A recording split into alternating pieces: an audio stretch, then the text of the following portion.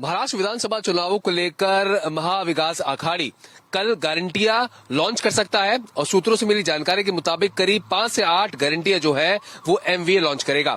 खुद कांग्रेस अध्यक्ष मल्लिकार्जुन खड़गे, नेता विपक्ष राहुल गांधी इस लॉन्च समारोह में शामिल होंगे। सूत्रों ने ये भी जानकारी दी है कि जो 5 से 8 गारंटियां होंगी उसमें किसानों की कर्ज माफी, साथ ही साथ महिलाओं के लिए डायरेक्ट बैंक ट्रांसफर, जाति जनगणना जो कि पिछली भी कांग्रेस की जो अन्य सरकारें रही हैं जो उसमें गारंटियां दी गई हैं वो भी इसका हिस्सा होंगी।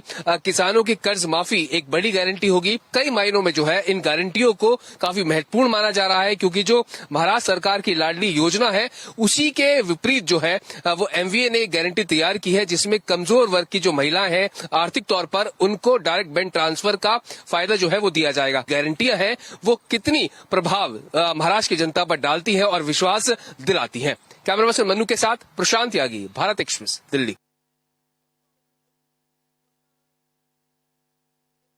झारखंड विधानसभा के चुनाव में बीजेपी के फायर ब्रांड नेता और उत्तर प्रदेश के मुख्यमंत्री योगी आदित्यनाथ की मंगलवार को एंट्री हुई। कोडरमा समेत कुल 3 सभाओं को उन्होंने संबोधित किया। कोडरमा की अपनी सभा में उन्होंने औरंगजेब की तुलना हेमंत सोरेन सरकार में कैबिनेट मंत्री आलमगीर आलम से करते हुए कही कि भ्रष्टाचार के मामले में, लूट खसोट के मामले में एक ज़माना था जब भारत को औरंगजेब लूटता था और अब आलमगीर लूट रहा है। और कहीं न कहीं कानून व्यवस्था के मामले में उत्तर प्रदेश जैसा शासन यहाँ भी देखने को मिलेगा। और चूंकि एनडीए ने इस राज्य का गठन किया है इसीलिए इस राज्य को संवारने का काम भी एनडीए ही करेगा। उधर कांग्रेस के अध्यक्ष मल्लिकार्जुन खड़गे ने भी अपने प्रत्याशियों के समर्थन में झारखंड में 2 सभाओं को संबोधित किया। भारत एक्सप्रेस के लिए कैमरामैन धर्मेंद्र के साथ मधुकर आनंद, रांची। महाराष्ट्र के उप मुख्यमंत्री और दक्षिण पश्चिम के उम्मीदवार देवेंद्र फडणवीस ने आज प्रचार की शुरुआत कर दी है। मैं तस्वीरें दिखाना चाहूंगा। हजारों की संख्या में उनके आगे पीछे बाइक रैली पर लोग चल रहे हैं, तमाम सारे लोग पैदल चल रहे हैं। जिस तरीके से कल नामांकन वापसी का दिन हुआ उसके बाद आज से प्रचार की शुरुआत हो चुकी है। देवेंद्र फडणवीस हमारे साथ हैं। देवेंद्र जी, प्रचार की आज से शुरुआत हुई है, कैसे देखते हैं इस बार का विधानसभा? देखिए, यहाँ से 5 बार लोगों ने मुझे चुनकर दिया है और 6ठी बार लोग वापस मुझे चुनकर देंगे, मुझे पूरा विश्वास है।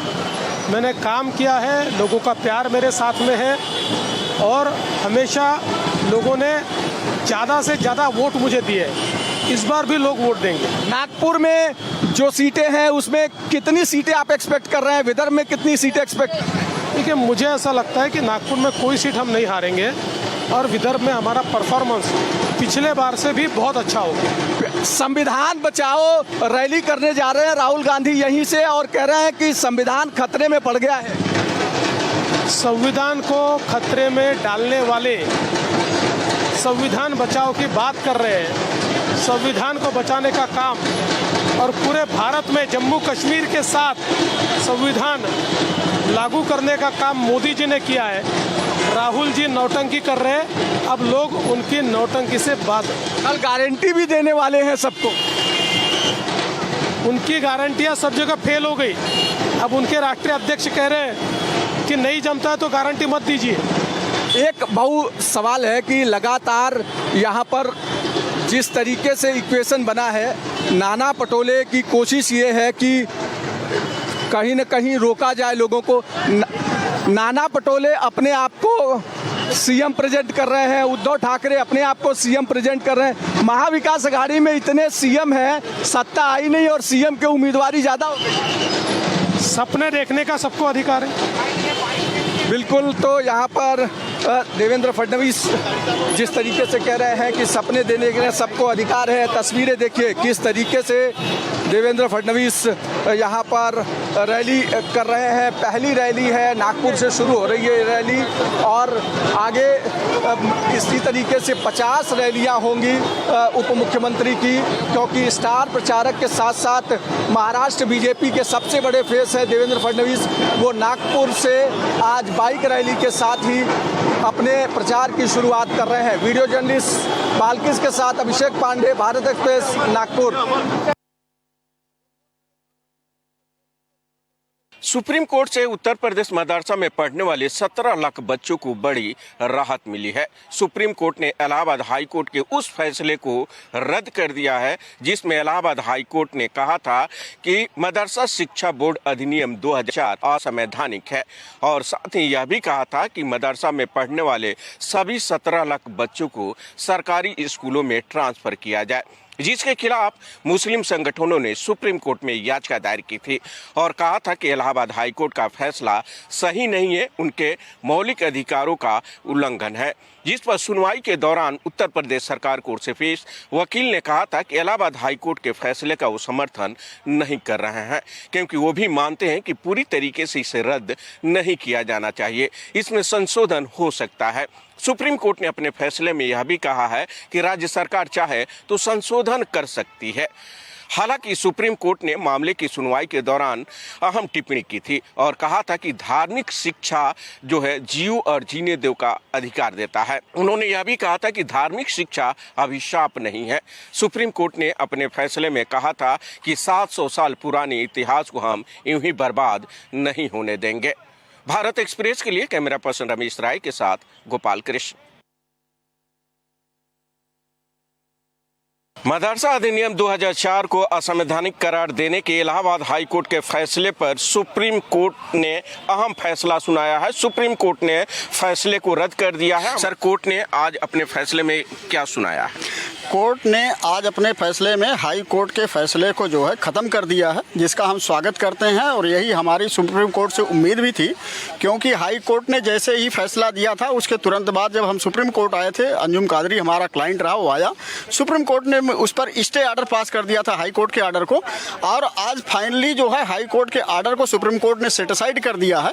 केवल मदरसा एक्ट के उस प्रोविजन को जहाँ पर हायर एजुकेशन की बात हुई है उस पर सुप्रीम कोर्ट ने अनकॉन्स्टिट्यूशनल कहा है और वो होना भी चाहिए, क्योंकि हायर एजुकेशन यूजीसी से गवर्न होता है। सर, कोर्ट ने जब फैसला सुनाया तो क्या क्या अपने फैसले में कोर्ट ने यानी कि सीजीआई ने कहा है? सीजीआई ने कहा है कि जो 21A है एजुकेशन को लेकर के, प्राइमरी एजुकेशन हर बच्चे का राइट है, उसको दिया जाएगा और मदरसा एक्ट को बरकरार रखने के लिए सीजीआई ने कहा है। उसके साथ साथ ऑनरेबल सीजीआई ने कहा है कि किसी भी बच्चे को कंपेल नहीं किया जाएगा रिलीजियस एजुकेशन देने के लिए। इसलिए मदरसा एक्ट में मदरसा में अगर कोई बच्चा मान लीजिए कि हिंदू पढ़ता है या किसी और धर्म का पढ़ता है तो उसे जो है रिलीजियस किताबों को पढ़ने के लिए कंपेल नहीं किया जाएगा। भारत एक्सप्रेस के लिए कैमरा पर्सन रमेश राय के साथ गोपाल कृष्ण। भोपाल में आज मोहन यादव कैबिनेट की महत्वपूर्ण बैठक हुई, जिसमें सरकारी नौकरियों में महिला आरक्षण को लेकर महत्वपूर्ण फैसला लिया गया है। अब सरकारी नौकरी में 33% महिला आरक्षण को बढ़ाकर 35% किए जाने को लेकर कैबिनेट ने अपनी मंजूरी दे दी है। आज की कैबिनेट की बैठक में 254 नए खाद बिक्री खरीदी केंद्र बनाए गए हैं, जिसमें नगद रूप में किसान खरीदी कर सकते हैं। इसके अलावा मेडिकल कॉलेज में असिस्टेंट प्रोफेसर की न्यूनतम आयु सीमा 50 वर्ष कर दी गई है, जो पहले 40 वर्ष थी। इसके अलावा आज की कैबिनेट में सहकारिता के सभी दफ्तरों को कंप्यूटराइज बनाने को लेकर मोहर लगा दी है। आज की बैठक में इन्वेस्टर समिट को लेकर, जो रीजनल इन्वेस्टर समिट हो रही हैं, उनको लेकर भी चर्चा की गई। आने वाले समय में नर्मदापुरम में जो रीजनल इन्वेस्टर समिट हो रही है उसको लेकर चर्चा की गई। इसके अलावा उज्जैन में जो कालिदास समारोह होना है उसको लेकर भी आज कैबिनेट की बैठक में चर्चा की गई। इस कालिदास समारोह में देश के उपराष्ट्रपति भी शामिल होंगे। कैमरामैन मनीष के साथ भारत एक्सप्रेस के लिए भोपाल से अजय भटनागर।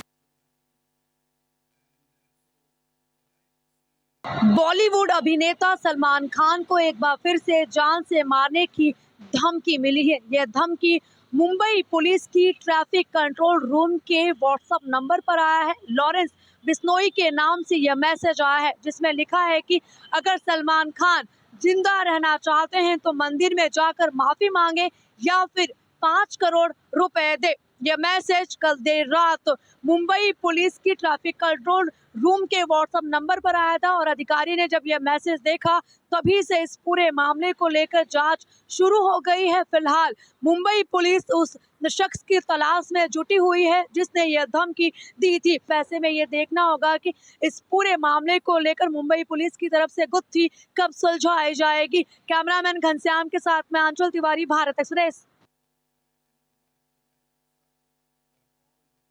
नहाय खाए के साथ ही महापर्व छठ की शुरुआत हो गई है।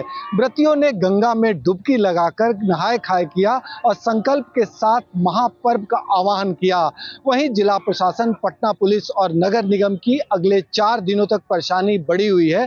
पटना की अगर बात करें तो दानापुर से लेकर दीदारगंज तक, यानी इन तमाम इलाकों में 108 घाट बनाए गए हैं और पूरे पटना डिस्ट्रिक्ट में गंगा किनारे 200 घाटों पर औचक निरीक्षण का निर्देश दिया गया है। वॉलंटियर की बात करें तो शहर के तमाम इलाकों में आम लोग बढ़ चढ़कर सफाई का कार्य कर रहे हैं, क्योंकि ऐसी मान्यता है कि छठ में सिर्फ व्रतियों को ही नहीं, इस कार्य में सहयोग देने वाले तमाम लोगों पर छठी मैया का कृपा बरसता है। शायद यही वजह है कि बिहार का ये महापर्व आम लोगों की सहभागिता के साथ साथ जिला प्रशासन और सरकार के तमाम सिस्टम के लोग शामिल होकर अपनी भूमिका निभाते हैं ताकि सौहार्दपूर्ण वातावरण में महापर्व संपन्न हो सके। सहयोगी कैमरामैन राकेश के साथ भारत एक्सप्रेस के लिए पटना से आशुतोष कुमार। लखीमपुर खीरी के सेठ घाट पर मौजूद हैं। वो नदी है जहां पर आप तस्वीरों में देखेंगे तो उस नदी की लगभग साफ सफाई जो है शासन प्रशासन ने पूरी तरीके से करा रखी है और इसकी तैयारी में जो है सफाई कर्मी भी जुटे हैं, इस नदी को साफ करने में लगे हुए हैं, क्योंकि छठ व्रती महिलाएं जो हैं इस स्थान पर पहुंच करके छठी मैया के पूजन अर्चन के लिए आती हैं। अगर आप हमारे पीछे एक तस्वीर देखेंगे तो वहाँ पर जो छठ व्रती महिलाएं हैं वो अपनी बेदी को बनाने के लिए आई हैं। मतलब अगर यूँ कहें तो अपनी जगह को चिन्हित करने का एक विशेष रहता है कि जगह चिन्हित करें जहाँ पर कि पूजन अर्चन किया जा सके उस दिन। छठ पूजा का एक बड़ा महत्व है, क्योंकि ये छठ पूजा अगर बात की जाए तो पूर्वांचल की एक बड़ी पूजा मानी जाती है, लेकिन वहाँ के साथ साथ अब जो है ये पूजा प्रदेश के तमाम कोने में देखने को मिलती है। देखिए ये वो छठी व्रती महिलाएं हैं जो छठी मैया की पूजन अर्चन करेंगे। सबसे हिंदुओं का सबसे बड़ा त्योहार छठ पूजा होता है। इसमें 3 दिन का ये व्रत चलता है। आज पहला दिन नहाए खाए, कल लोहंडा होगा, उसको खड़ना भी कहते हैं, और परसों शाम को अर्घ पड़ेगी और उसके बाद फिर सुबह पारण होगा इसका। तमाम महिलाएं छठ पूजा मनाने के लिए इस घाट पर आती हैं। उस घाट की व्यवस्था शासन प्रशासन ने पूरी तरीके से कर ली है। अब देखना होगा कि छठ पूजा के दिन कितनी तादाद में छठ व्रती महिलाएं और उनके साथ परिजन इस घाट पर पहुंचते हैं और छठ का ये महापर्व में सहभागी बनते हैं। लखीमपुर खीरी से भारत एक्सप्रेस के लिए हर्ष गुप्ता।